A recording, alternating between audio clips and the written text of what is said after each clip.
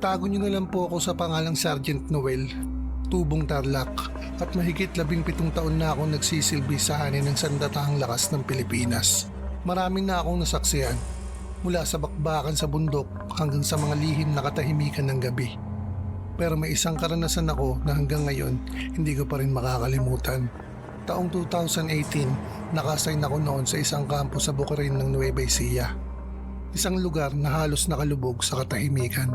Maliit lang ang detachment namin. 8 sundalo kaming lahat, kasama ko. Madalas ang tanging naririnig lang namin sa gabi ay huni ng kuliglig at ihip ng hangin. Pero isang gabi, may narinig kaming kakaiba. Mga bandang 12:00 ng gabi na ata yung Sir Misterio. Habang nakaposte ako sa guardhouse, may umalingaw-ngaw na boses ng babae mula sa may likuran ng kampo. Mahina lang noong una. Parang humihimig lang ng lumang kundiman.